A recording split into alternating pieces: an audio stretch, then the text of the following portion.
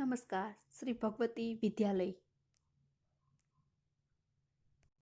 ધોરણ 5, વિષય ગણિત ગમ્મત, ચેપ્ટર નંબર 7, પેટર્ન. વિદ્યાર્થી મિત્રો, આપણે આગળના વિડીયામાં પેટર્ન વિશેની માહિતી મેળવી. હવે અહીંયા આપણે જાદુઈ ચોરસ વિશેની માહિતી મેળવશું. વિદ્યાર્થી મિત્રો, આપણને એક અહીંયા જાદુઈ ચોરસ આપેલું છે અને આ ચોરસમાં અમુક અંક પણ લખેલા છે અને અમુક ખાના છે તે ખાલી છે. એ આપણે તેમાં અંકો લખવાના છે. પણ આ ચોરસમાં 46 થી 54 સુધીની સંખ્યાનો ઉપયોગ કરવાનો છે અને એમનો નિયમ એવો છે કે દરેક હારની સંખ્યાનો સરવાળો 150 થવો જોઈએ. ઊભી હરોળ લો કે આડી હરોળ, બંનેનો સરવાળો કેટલો થવો જોઈએ? 150. તો આપણે અહીંયા આ જાદુઈ ચોરસ જોઈએ તો આપણને અહીંયા અંક આપેલા છે. 49 છે, 46 છે, 52 છે, 47 છે અને આપણે આ ખાલી બોક્સ છે, ખાના છે, તેમાં આપણે વધારાના અંક, બીજા અંક લખવાના છે. આપણને ખબર જ છે, આપણને ક્યાંથી કીધું છે તો કે 46 થી 54 સુધીના જ સંખ્યામાં લખવાની અને તે આ જે 3 અંક છે એનો સરવાળો 150 થવો જોઈએ. તો આપણને અહીંયા 2 અંક આપેલા છે. પહેલા તેમનો આપણે સરવાળો કરીએ. અહીંયા છે 49 અને 47. એ બંનેનો સરવાળો કરીએ તો 49 અને 47 નો સરવાળો કરશો એટલે 96 થશે. હવે એ 96 ને 150 માંથી બાદ કરીશું. તો 150 માંથી 96 બાદ કરીએ તો કેટલા આવશે વિદ્યાર્થી મિત્રો? બોલો જી, કેટલા આવશે? તો કે 54. તો એ 54 છે એ અહીંયા તમારે લખવાના છે. અહીંયા 54 લખ્યા એટલે આપણા આ ત્રણેય બોક્સ છે એ ભરાઈ ગયા અને આ ત્રણેય બોક્સનો સરવાળો તમારે આખી હરોળનો 150 થશે. ત્યાર પછી અહીંયા 52 અને આ 47 એ બંનેનો સરવાળો કરીશું. 52 અને 47 નો સરવાળો કરીશું એટલે કે કેટલા આવશે? 99. અને 150 માંથી 99 બાદ કરીશું. 99 બાદ કરશું 150 માંથી એટલે કેટલા આવશે? તો કે 51. એ 51 તમારે અહીંયા લખવાના છે. ત્યાર પછી 46 અને 51, આ 46 અને આ 51 આ બંનેનો સરવાળો કરીશું. તો બંનેનો સરવાળો કરીશું તો કેટલા થશે? 51 અને 46 નો સરવાળો કરીશું એટલે 97 આવશે. 97 આવશે અને એને 150 માંથી 97 બાદ કરીશું. 97 બાદ કરીશું એટલે કેટલા આવશે? તો કે 53. એ 53 આપણે અહીં લખવાના છે. તો હવે 53 અને 49 આ બંનેનો સરવાળો કરીશું. એ બંનેનો સરવાળો કરીશું એટલે 102 થશે. હવે 150 માંથી 102 બાદ કરવાના. 150 માંથી 102 બાદ કરીશો એટલે 48 આવશે. તો એ 48 છે એ અહીંયા બોક્સમાં લખવાના. 48 અને હવે 52 વચ્ચેનો એક બોક્સ ખાલી છે એટલે ઊભી હરોળમાં 48 અને 52 નો સરવાળો કરીશું આપણે. 48 અને 52 નો સરવાળો કરશો એટલે 100 થશે એ બંનેનો. અને 150 માંથી 100 બાદ કરીએ એટલે કેટલા વધે? એ તો સાવ સહેલું છે. આપણને વિદ્યાર્થી મિત્રો ખબર જ છે કે 150 માંથી 100 માઇનસ કરશું એટલે 50 આવશે. તો એ તમારે અહીં 50 લખવાના છે. આપણું બોક્સ કમ્પ્લીટ થઈ ગયું. બધાનો સરવાળો કરીશું 150 થશે. એટલે આવી રીતની તમારે આ સંખ્યાઓ મેળવવાની છે. ત્યાર પછી જોઈએ બીજું એક બોક્સ આપેલું છે. જોવો જ વિદ્યાર્થી મિત્રો, અહીંયા એક બોક્સ આપેલું છે. અને આપણને કીધું છે કે બાજુમાં આપેલા ચોરસને પૂર્ણ કરવા માટે 21 થી 29 સુધીની સંખ્યાનો જ ઉપયોગ કરવાનો છે અને દરેક હારની સંખ્યાનો સરવાળો કેટલો થશે તો કે 75. આપણે દરેક હારની સરવાળો તો પહેલા બોક્સમાં 150 થવો જોઈએ, અહીંયા આપણને એમ કીધું છે કે 75 થવો જોઈએ અને 21 થી 29 સંખ્યાનો ઉપયોગ કરવાનો છે. પણ આ ખાનામાં તો આપણને ખાલી 25 જ આપેલા છે, આગળ પાછળ ક્યાંય પણ સંખ્યા આપેલી નથી. પહેલા બોક્સમાં તો આપણે બબ્બે સંખ્યાઓનો સરવાળો કરીને વચ્ચેના બોક્સને સંખ્યા આપણે મેળવી લીધી. તો આમાં શું કરીશું? તો આમાં પહેલા તમારે એક બાજુ લખી નાખવાના છે અંક 21 થી 29 સુધી. 21 થી 29 સુધીના અંક લખશો, લાઈનમાં લખી લેવાના છે અને પછી તમારે જોવાનું છે. તો 21 થી આપણે 29 લખીશું, 25 છે એ ખાલી રાખી દેવાના. 25 ની આસપાસ જોશો. 24 અને 26 એ બંનેનો સરવાળો કેટલો થશે તો કે 50. તમે સરવાળો કરી લ્યો. 24 અને 26 એ બંનેનો સરવાળો કેટલો આવશે તો કે 50. અને 23 અને 27 નો સરવાળો કરશો તો કેટલા આવશે તો એમનો સરવાળો પણ 50 થશે. 22 અને 28 લેશો તો એમનો પણ સરવાળો 50 થશે અને 21 અને 29 લેશો તો એમનો પણ સરવાળો 50 થશે. તો હવે આપણે અહીંયા કેવી રીતથી અંક મૂકીશું જોઈએ. તો અહીંયા 25 આપણને આપેલા છે. આપણે બોક્સમાં કેવી રીતથી ગોઠવીએ તો આપણને ખબર છે, એની બાજુના અંક લઈ 24 અને 26 તો એમનો સરવાળો આપણને ખબર છે 50 થશે. તો આપણે સૌ પ્રથમ ઉપર છે નાની સંખ્યા લખી લેવાની છે. 24 અને 26માં નાની સંખ્યા કઈ છે તો કે 24. 24 છે એ આપણે ઉપર લખવાના છે. અહીંયા 24 લખી નાખો અને અહીંયા નીચે એ જ લાઈનમાં નીચે એ કલર છે એ જ બોક્સના કલરમાં આપણે 26 લખી નાખશું. અહીંયા 26 લખ્યો. પછી ત્યાર પછીની સંખ્યા જોઈએ તો 23 અને 27 એ બંનેનો સરવાળો કેટલો થશે 50. તો આપણે ઉપર 23 લખીશું અને 27 નીચે લખીશું. અહીંયા તમે 23 લખો અને અહીંયા નીચે 27 લખો. ત્યાર પછી 23 અને 27 આવી ગયા. ત્યાર પછી 22 અને 28 એ બંને સંખ્યાનો સરવાળો 50 થાય છે. તો આમાં ઊંધું કરવાનું છે. તમારે 22 છે એ નીચે લેવાના છે, અહીંયા 22 લેવાના છે અને ઉપર 28 અહીંયા તમારે 28 લખવાના છે. હવે પછી આપણે જોવાનું છે આ બે બોક્સ 25ની આગળ અને પાછળ બંને બોક્સ ખાલી છે અને આપણી પાસે છે 21 અને 29. તો હવે જોવાનું છે 21 ક્યાં મૂકીશું આપણે. તો આ બંનેનો આ આખી હરોળ છે વચ્ચેની એનો સરવાળો છે આ 23 અને 27 છે તેમનો 50 થયો છે અને 25 આ ઉમેરી એટલે 75 એ કમ્પ્લીટ થઈ ગયા. હવે 28 અને 26 નો સરવાળો કરીએ. તો 28 અને 26 નો સરવાળો કરીશો તો 54 આવશે. 54 છે બંનેનો સરવાળો કરશું એટલે 54 આવશે. 75 માંથી 54 બાદ કરીએ. 75 માંથી 54 બાદ કરશું એટલે કેટલી સંખ્યા મળશે આપણને તો 21. તો આપણને અહીંયા 21 લખવાના. 21 પછી આપણને ખબર જ છે આ ખાનામાં તો 29 આવશે. તો અહીંયા 29 લખી નાખવાના રહેશે. આ કમ્પ્લીટ થઈ ગયું આપણું.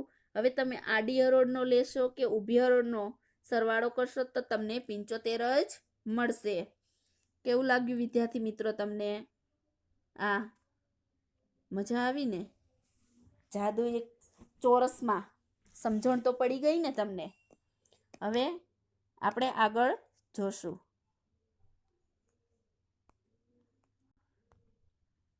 આગળ જોઈએ તો અહીંયા જાદુઈ ષષ્ટકોણ આપેલું છે. આ જાદુઈ ષષ્ટકોણ, એમાં આપેલ ષષ્ટકોણમાં સંખ્યાઓની પેટર્ન જુઓ. તેની દરેક બાજુ પર 2 વર્તુળ તથા એક ચોરસ ખાનું આપેલું છે. તમે આ જાદુઈ ષષ્ટકોણ જોશો, એમાં એક ચોરસ, એક ગોળ વર્તુળ, એક ચોરસ એવી રીતનું આપેલું છે. પણ દરેક ચોરસ ખાનામાં તમને જે સંખ્યા મળે છે તે ખાનાની બંને બાજુના વર્તુળમાં આપેલ સંખ્યા ગુણાકાર છે. તો આપણે અહીંયા જોઈએ, આ ષષ્ટકોણ છે તેમાં દરેક ચોરસ ખાનામાં તમને જે સંખ્યા મળે છે તે ખાનાની બંને બાજુના વર્તુળમાં આપેલ સંખ્યાનો ગુણાકાર છે. તો અહીંયા આપણે જોઈએ તો આ 2 ગોળ 14 ગુણ્યા 5 કરીએ ને એટલે 70 થશે. 14 પંચા 70. તો આપણને અહીંયા કીધું છે ને કે ખાનાની બંને બાજુના વર્તુળમાં આપેલ સંખ્યાનો ગુણાકાર છે. ચોરસ ખાનું જે આપેલું છે એ બંને વર્તુળનો સરવાળો છે. ત્યાર પછી જોશું, આગળ લેતા જઈએ તો 14 સત્તા, આ 14 અને 7નો સરવાળો કરશો તો તમારે આ વચ્ચેનો ચોરસ ખાનામાં જે સંખ્યા લખેલી છે એ સંખ્યા થશે, જે છે 98. ત્યાર પછી 7 ગુણ્યા 10 કરશો એટલે કેટલા થશે? 70. 10 ને 7 આરે ગુણીએ કે 7 ને 10 આરે ગુણીએ તો કેટલા આવશે? 70. એટલે 7 દસા 70. પછી અહીં તમે જોશો 10 દુ 20, તો અહીંયા કેટલા આવ્યા? 20 આવ્યા. 10 દુ 20. હવે અહીંયા 13 દુ, અહીંયાથી આમ કરવાનું આપણે, 13 દુ 26. કેટલા થશે? 13 દુ 26 અને 13 પંચા 65. ખબર પડી વિદ્યાર્થી મિત્રો તમને આ કેવી રીતનું છે તે? હવે આપણે આપેલું છે કે 5 ગુણ્યા 13 બરાબર 65. બાજુના ખાનામાં લખેલ સંખ્યા 65 જુઓ, તેની બંને બાજુએ કઈ 2 સંખ્યાઓ ધરાવતું વર્તુળ છે? તો અહીંયા 65 આપેલા છે, તેની બંને બાજુ શું છે? તો 5 અને 13, એટલે 5 ગુણ્યા 65.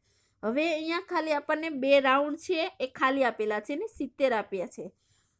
કયા નિયમો લાગુ પડે છે તે જોઈ શકો છો તમે?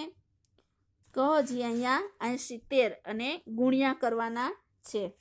તો અહીંયા આપણને 14 પંચા, અહીંયા તમે જોઈ શકો છો, આ 14 પંચા 70 આપેલા છે. તો અહીંયા તમારે 14 લખવાના છે આ ખાનામાં અને અહીંયા તમારે 5 લખવાના. અહીંયા જે આપેલું છે ખાનું એમાં 14 અને અહીંયા 5, આ અહીંયા 14 લખવાના છે, અહીંયા 5. તો 14 ગુણ્યા 5 બરાબર 70. હવે પછી આગળ જોશું. અહીંયા નીચે આપેલા ષષ્ટકોણને પૂર્ણ કરવા માટે ઉપર મુજબના નિયમનો ઉપયોગ કરો. અહીંયા 2 ષષ્ટકોણ આપણને આપેલા છે. અહીંયા અમુક ચોરસમાં આપેલું છે, અમુક ગોળના અંક આપેલા છે, બાકી બધા ખાલી છે, તે આપણે લખવાના છે. તો પહેલા જોઈએ તો આ 11 નવ્વા કેટલા થશે? તો કે 99. એ તમારે અહીંયા લખવાનું છે.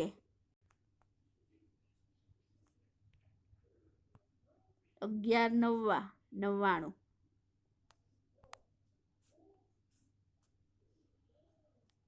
અહીંયા 99 લખવાના. હવે અહીંયા આપણને વચ્ચેનો જવાબ આપેલો છે. આ જવાબ આપેલો છે 108. અહીંયા તો અહીંયા શું આવશે એ શોધવું હોય તો શું કરવું? તો આપણે 108 ભાગ્યા 9 કરીશું એટલે શું આવશે? કરો છો વિદ્યાર્થી મિત્રો. 108 ભાગ્યા 9 તો 108 ભાગ્યા 9 કરીશું એટલે 12 આવશે. એ 12 અહીં લખવાના રહેશે. 12 અહીંયા લખો તો 12 નવાને 108 થશે. ત્યાર પછી અહીંયા 12 આપને મળી ગયા તો 12 સત્તા કેટલા થશે? 12 સત્તા 84. તો તમારે આ ખાનામાં 84 લખવાના છે. ત્યાર પછી અહીંયા 17 સત્તા કેટલા થશે? આ 17 સત્તા કેટલા થશે? તો 119. એ તમારે આ ખાનામાં લખવાના છે. 17 છ તો કે 102. 102 તમારે અહીં લખવાના છે. ત્યાર પછી 11 6 66. તો એ તમારે અહીં લખવાના છે 66. સમજ પડી વિદ્યાર્થી મિત્રો? હવે આપણે બીજું બી ષષ્ટકોણ લઈએ.